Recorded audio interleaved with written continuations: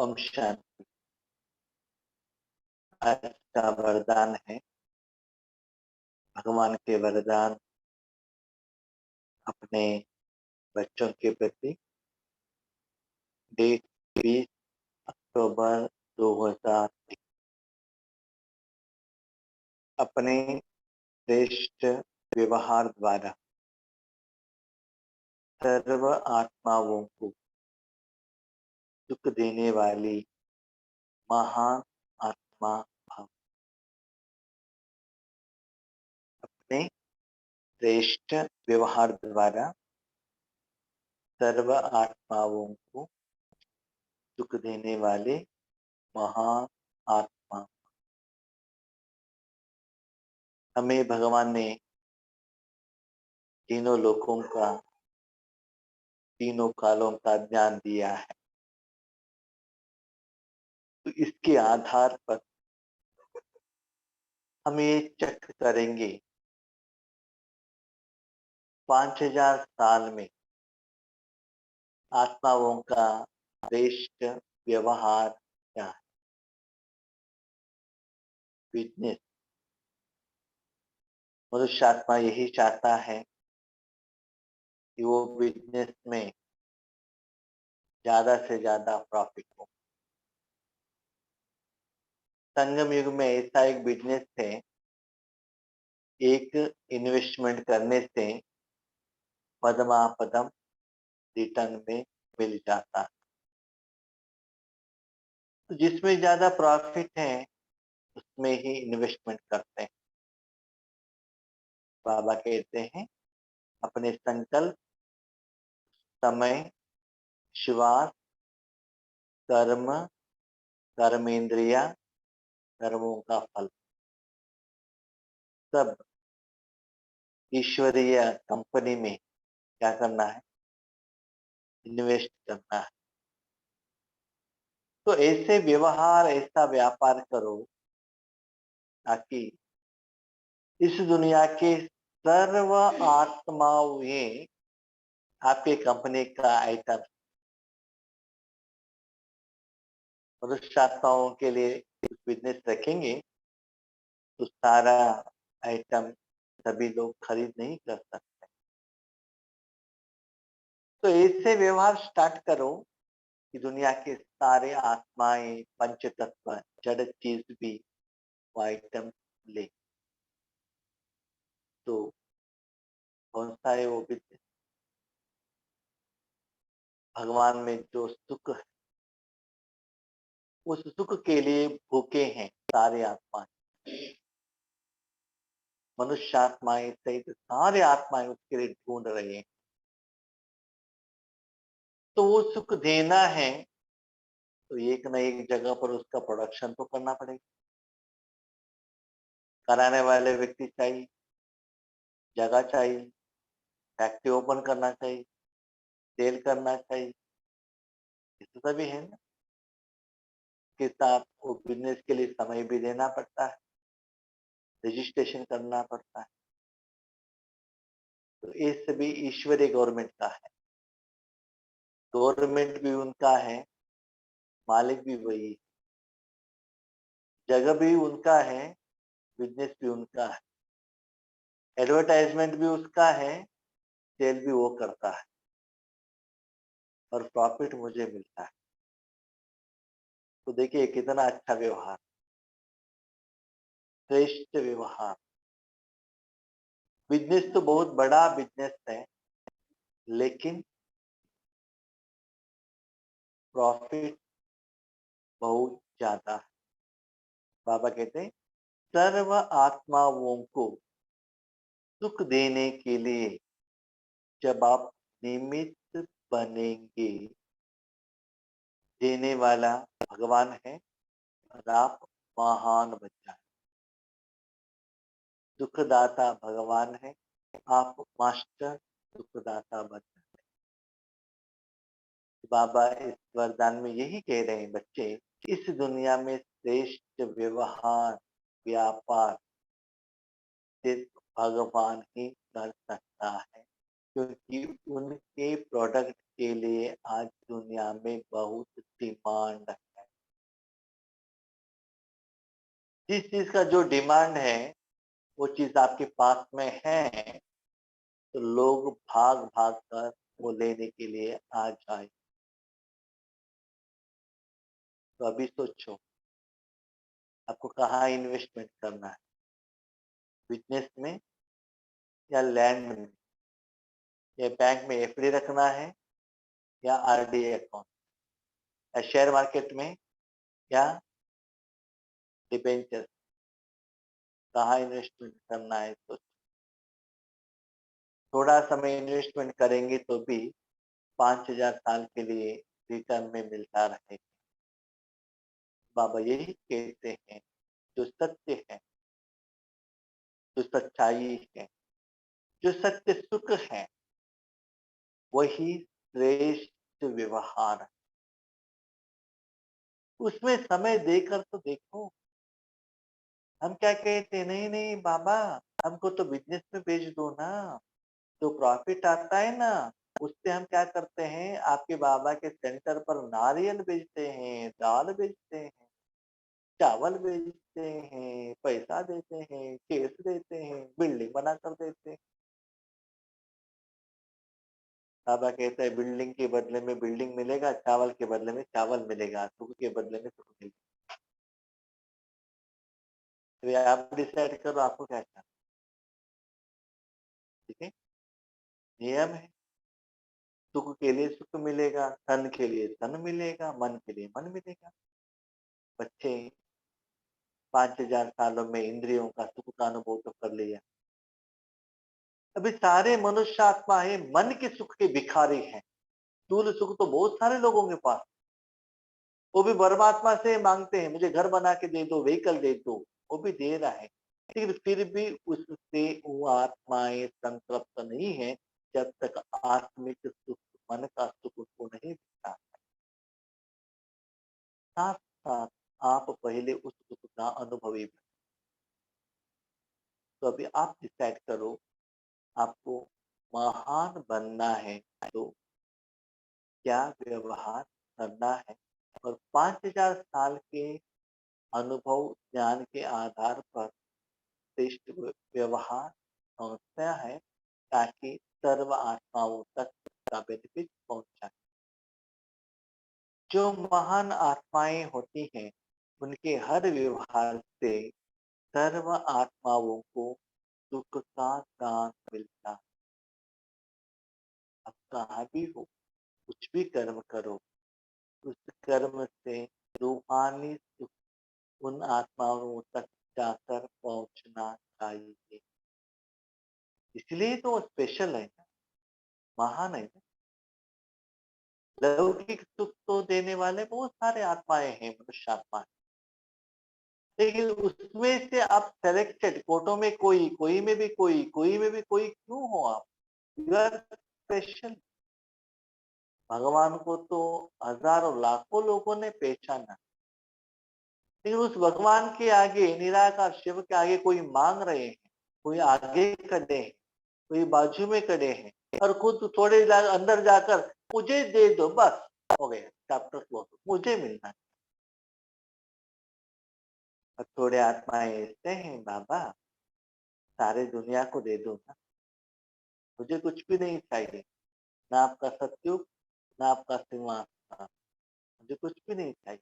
मेरा इच्छा यही है, वर्तमान समय में सारी दुनिया को मेरे द्वारा दे दो, दे दो, दे दो, दे दो, दे दो, बस मुझे यूज करो। देने का आपका पार्ट है, बस मुझे वर्तमान संगम युग का एम एंड ऑब्जेक्ट चाहिए, भविष्य का मुझे कोई चिंता नहीं, मिले या न। जब ऐसा श्रेष्ठ संकल्प आप करेंगे, तो ही बाबा आपको यूज करेगा। क्यों? जो देते हो उसके बदले में आपको कुछ डिमांड नहीं है ना, इसका कंडीशन ज्यादा नहीं है, कोई कोई व्यक्ति लेता है।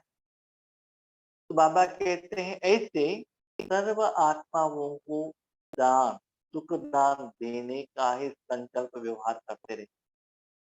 वह सुख देते हैं और सुख लेते हैं, सदा किसमें बिजी रहते हैं। इतना सुंदर बात, भगवान से सुख लिया, मनुष्य आत्माओं को दिया, उसके बदले वो भी दिल से, मन से ही आपको थैंक यू कहते हैं। मन से दिया, मन से आ जाता है। वो सुख का अनुभव तो करो, वो सिर्फ संगम युग में ही आप कर सकते हैं। तो चेक करो कि महान आत्मा के हिसाब से सारे दिन में सुख सबको सुख दिया, पुण्य का काम किया। ये मत चेक करना कि आपको उस दिन कितना सम्मान मिला, कितना स्थूल साधन मिला, कितना अच्छा भोजन मिला। ये मत देखना बच्चे। मन को अंदर बेच कर देखो निराकार में कितना मिला। दिखावा का वर्णन, पूजन, गायन कितना था। दिल का, खुशी का, फीलिंग का, अनुभव का, सच्चाई का, पाने का यथार्थ रास्ता मिला। दिल का दुआ कितना था। दिल से देंगे, दिल से मिलेगा। देने वाला जाने, देने वाला जाने। कभी कभी कोई सेवा केंद्र पर जाते हैं, आगे वाले आत्मा इतना रोते हैं कि हमको यथार्थ रास्ता मिला। दिल का दुआ है, प्यार परमानेंट एसेट है, रेगुलरली मिलता जाता है, सिर्फ एक भगवान के द्वारा ही मिलता है। तो उस सुख में स्थित हो जाओ सदा। उससे क्या होता है, पुण्य आत्मा बन जाते हो। वो है पुण्य का। पुण्य अर्थात इसको ऐसी चीज देना जिससे उस आत्मा से आशीर्वाद मिले। आशीर्वाद माना ऐसा नहीं कि आप उनके आगे झुक जाओ, वो आपके सिर के ऊपर हाथ रखेगा और आयुष्मान भव, धनवान भव, सुखवान भव करके वो मुख से कुछ कहेगा। आपने दिल से दिया, उन्होंने भी दिल से दिया। लेकिन उनको दिल से देने के लिए आपको भगवान के साथ दिल का एग्रीमेंट करना चाहिए। बाबा के दिल से लेना चाहिए, तो बाबा के दिल में बैठना चाहिए और बाबा के ऊपर राज्य करना चाहिए। बाबा को ऑर्डर करो, बाबा क्या है बच्चे, सारी दुनिया को दे दो। आप सामान कहते हो ना, सभी को दे दो। मेरा कुछ कंडीशन नहीं, देनो दे दो, दे दो, यही है मेरा कंडीशन। ऐसे बाबा से कर्म कराएंगे तो सच्चा आशीर्वाद का बोल मन से निकलेगा। वो बोल आपको दिल को आकर टच करेगा। एक होता है दिमाग का, दूसरा होता है दिल का।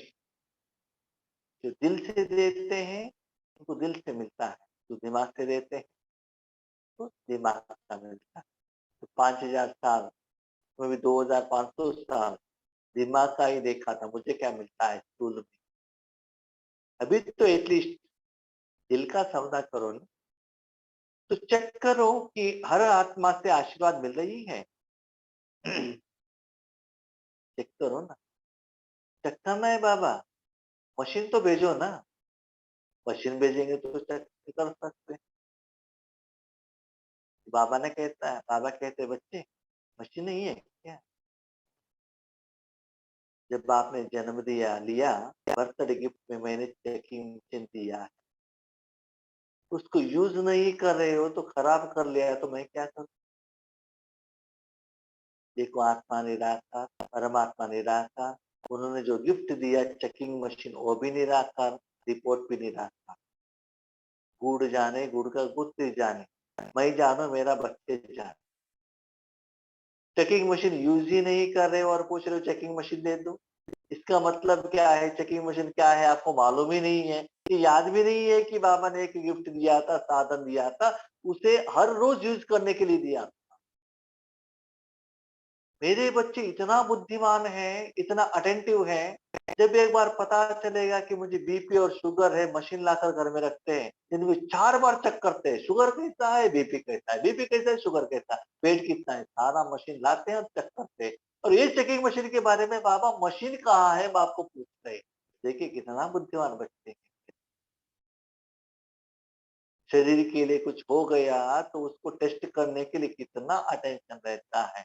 तो बच्चे आपको आत्मा से भी शरीर प्यारा लगता तन का तन ठीक रहने का ही आपका ज्यादा अटेंशन रहता है। चेकिंग मशीन को यूज करो। किसी को भी दुख दिया वालिया, दिया तो नहीं, तब कहेंगे महान आत्मा लोगों को सुख दिया साथ साथ। नहीं नहीं बाबा, हम अमृत वेले हैं ना, सारी दुनिया को क्या करते हैं, वाइब्रेशन भेजते हैं। 1 घंटा के बाद 23 आवर्स पत्नी के साथ झगड़ा, बच्चों के साथ झगड़ा, ऑफिस में जाकर गुस्सा करना, इनके साथ फाइटिंग करना। बाबा कहते क्या हुआ, 1 घंटा देना, बाकी का घंटा लेना। जितना सुख देते हो ये भी चेक करो, मैंने किसी को दुख तो नहीं दिया।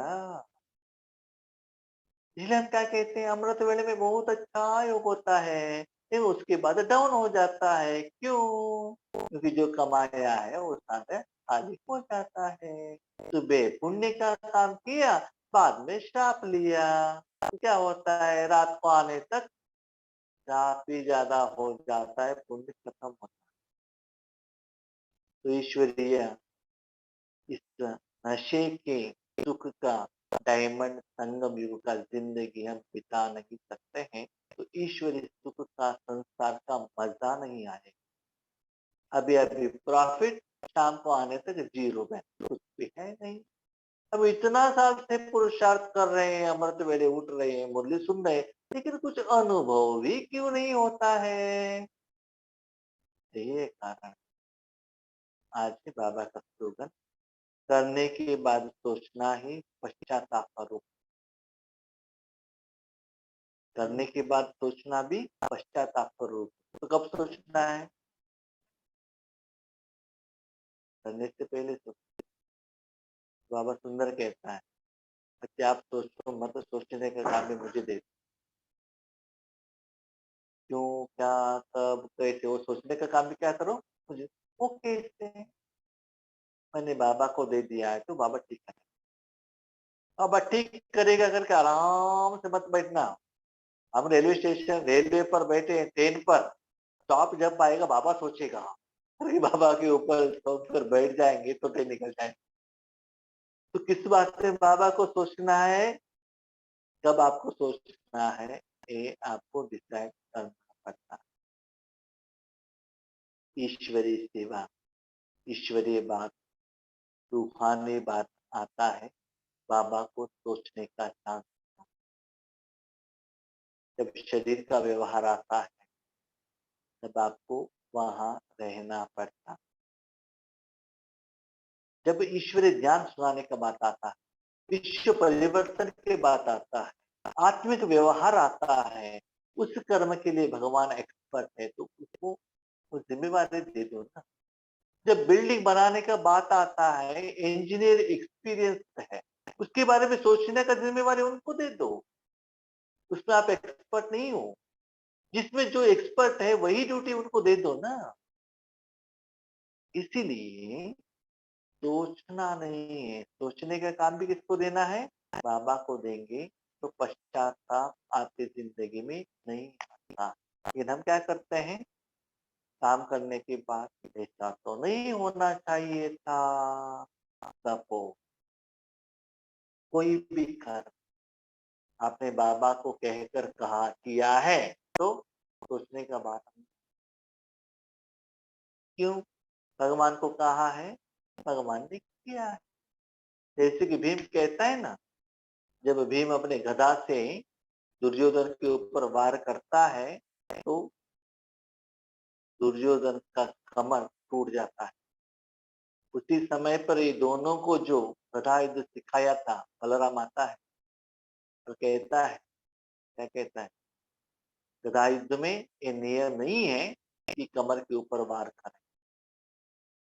तो भीम कहता है, मुझे मालूम नहीं है, मुझे मालूम है रूल तय करके, लेकिन मैंने कृष्ण को पूछा क्या करना है, उन्होंने कहा कमर के ऊपर प्रहार करो, मैंने कहा किया। कृष्ण को गदा के बारे में क्या मालूम है उनको, तो आपने क्यों पूछा, मुझे मालूम नहीं, उन्होंने कहा है, उनसे पूछो क्यों कहा उन्होंने। तो बलराम जाता है कृष्ण के पास, तो कहता है जब आपको गदा युद्ध मालूम ही नहीं है, तो आपने कैसे डायरेक्शन दिया? ये रॉन्ग है, गलत। तो कृष्ण कहता है सही क्या है, गलत क्या है, कि मुझे लेसन देने के लिए आए हो क्या? जब पांडवों को आपका जो दुर्योधन ने, आपके शिष्य ने उनको क्या किया, फॉरेस्ट में बेचा, तब आप अपने शिष्य को कह सकते थे ना गलत क्या है, राइट क्या है। वो सभी करने के बाद, वापस आने के बाद उन्होंने 5 विलेज तो पूछा, तब तो आप अपने दुर्योधन को कह सकते थे। अभी राइट और रॉन्ग के बारे में बताने के लिए आए हो ना, ये बुद्धि आपके पास रहा होता तो पहले ही आप इस युद्ध को रुकवा सकते थे ना। वो भी आपका शिष्य है ना। जो राइट मार्ग में चलता है उनको जिंदगी में सही ही रहता है। जो गलत रास्ता पर चलता है उनका सारा जिंदगी में सारा कर्म गलत होता है। अपने को शरीर समझकर कर्म किया, उस कर्म का फल हम भुगत रहे हैं। आत्मा समझकर करेंगे और परमात्मा के याद में करेंगे, वो कर्म सफल होगा, यथार्थ होगा, वो कर्म का फल भी श्रेष्ठ होगा। कृष्ण कहता है सब कुछ कर्मों का हिसाब किताब के अनुसार ठीक है। जिन्होंने गलत किया है उनका रिजल्ट भी गलत ही आएगा। सोचिए, आपको राइट करना है या गलत करना है? हर रोज मुझे दुख ज्यादा आ रहा है, दर्द का फीलिंग हो रहा है, अंतर का मन रो रहा है, इसका मतलब उस दिन मैंने ज्यादा श्राप लिया है। जिस दिन आपका मन खुशी में है, प्रफुल्लित है, मस्त है, इसका मतलब उस दिन आपने पुण्य का काम किया है, क्योंकि संगमयुक्त प्रत्यक्ष फल है। तो ऐसे हर कर्म में चेकिंग मशीन को यूज करो। जब आप पुण्यात्मा हो, पापात्मा हो, पता चले। ठीक है? अच्छा, ओम